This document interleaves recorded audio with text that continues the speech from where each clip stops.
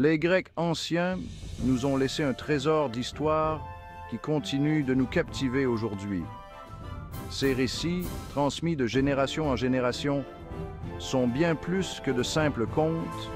Ils sont des miroirs de la condition humaine, reflétant nos peurs, nos espoirs et nos rêves.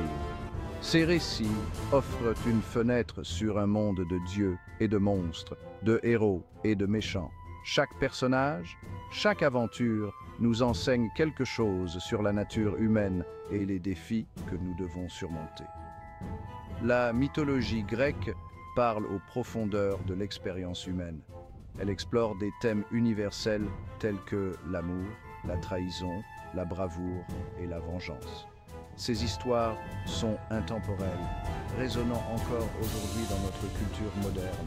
C'est un monde où les dieux marchent parmi les mortels et où des exploits incroyables sont accomplis. Les dieux grecs, avec leurs forces et leurs faiblesses, sont des reflets amplifiés de nous-mêmes, nous rappelant que même les êtres les plus puissants ne sont pas à l'abri des erreurs et des épreuves. Ces histoires ont influencé leur art, leur littérature et leur compréhension du monde. Les artistes et les écrivains grecs ont puisé dans ces mythes pour créer des œuvres qui continuent de fasciner et d'inspirer. Des temples dédiés à Zeus, le roi des dieux, témoignent de l'importance de ces récits dans la vie quotidienne des Grecs anciens. Aux poèmes épiques de la guerre de Troie, ces histoires ont façonné l'identité culturelle et spirituelle de la Grèce antique. La présence des dieux était partout. Les rituels et les cérémonies religieuses étaient des moments clés où les mortels cherchaient à communiquer avec le divin. Ce récit plonge au cœur de la mythologie grecque, en se concentrant sur Zeus, Poséidon et Hadès. Ces trois frères, chacun régnant sur un domaine distinct, le ciel, la mer et les enfers, symbolisent les forces primordiales qui gouvernent le monde. Avant le règne de Zeus, les titans régnaient sur le cosmos. Menés par Cronos, ces êtres primordiaux étaient les enfants de Gaïa et d'Uranus. Cronos avala ses enfants pour empêcher une prophétie annonçant son renversement. Rhea sauva Zeus en faisant avaler une pierre à Cronos. Zeus devint fort et rusé, affrontant finalement Cronos et libérant ses frères et sœurs. Ainsi commença la titanomachie, une guerre légendaire entre les titans et les jeunes dieux. Avec l'aide des cyclopes, Zeus et ses frères et sœurs sortirent victorieux, emprisonnant les titans dans le Tartare. Les titans vaincus, après une bataille titanesque qui ébranla les fondations mêmes du monde, Zeus accéda au trône du mont Olympe. Il devint le roi incontesté des dieux, régnant avec une autorité inégalée. En tant que souverain suprême, il était respecté et craint par tous. Zeus commandait les cieux et maniait la foudre avec une puissance redoutable. Son contrôle sur les éléments était absolu. Connu comme le rassembleur de nuages et le dieu du tonnerre, il pouvait invoquer des tempêtes à volonté. Zeus était un personnage complexe, à la fois sage et imprévisible. Ses décisions étaient souvent influencées par ses émotions. Il était vénéré comme le protecteur de la justice et de l'ordre, veillant à ce que l'équilibre soit maintenu dans le monde, mais aussi connu pour sa nature impétueuse. En tant que roi, il pouvait être à la fois clément et impitoyable. Zeus présidait aux affaires de l'Olympe et du royaume des mortels. Son symbole était l'aigle, reflétant son autorité suprême. L'aigle majestueux et puissant était un rappel constant de sa vigilance. Le règne de Zeus marqua le début d'une nouvelle ère gouvernée par les dieux de l'Olympe. Sous son règne, l'ordre divin fut établi et les dieux trouvèrent leur place dans le Panthéon. Les exploits de Zeus sont légendaires, synonymes de puissance et de ruse. Un mythe célèbre raconte sa séduction d'Europe, se transformant en un taureau blanc. Un autre relate sa rencontre avec Prométhée, qui vola le feu pour l'humanité. Zeus, furieux, enchaîna Prométhée à un rocher où un aigle dévorait son foie. Ces mythes brossent un portrait vivant de Zeus, un dieu d'une puissance et d'une colère immense. Tandis que Zeus régnait sur les cieux, dominant les nuages et les éclairs, Poséidon revendiquait la domination sur les mers, les océans et toutes les eaux. Dieu des océans, Poséidon était une force redoutable et imprévisible.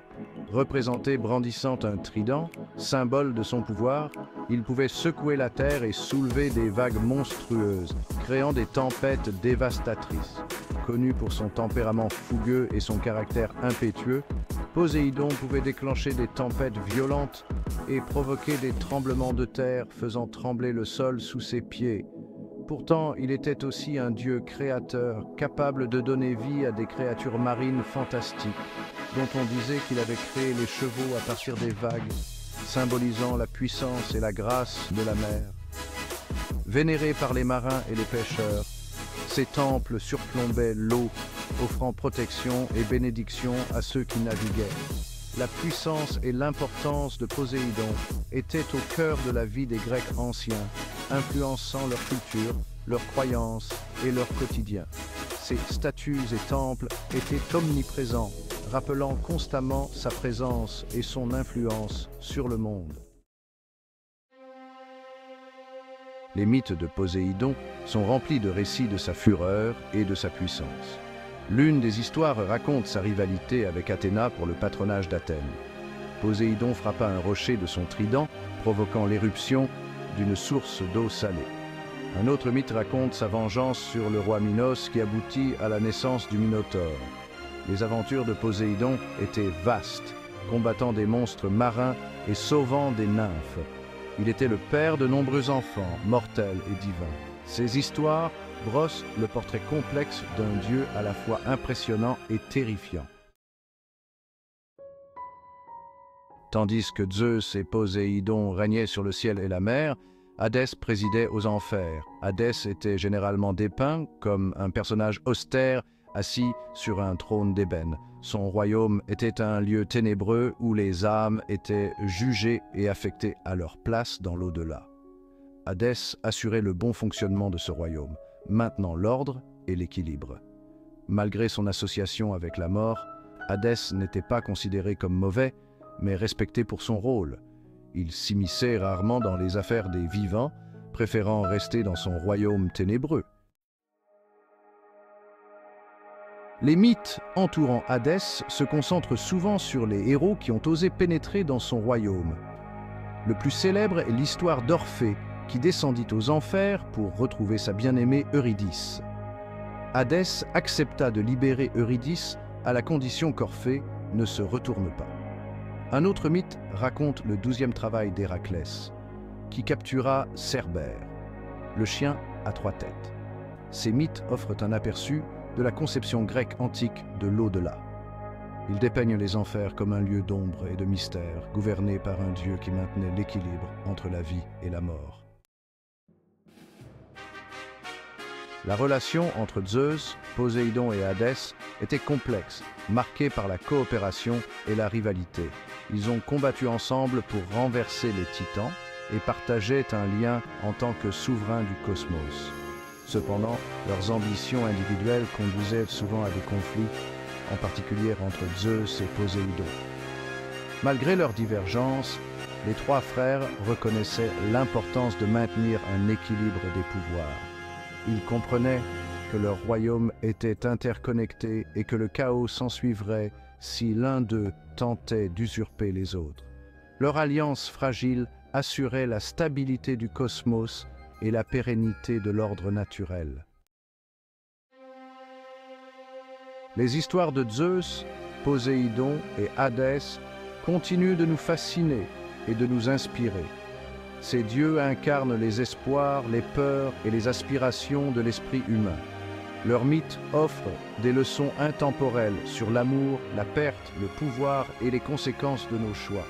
L'héritage de ces dieux s'étend bien au-delà de la mythologie, inspirant d'innombrables œuvres d'art et de littérature. Des temples antiques aux grands opéras, leur présence continue de se faire sentir. Ces récits nous rappellent le pouvoir de la narration et l'attrait impérissables du monde antique.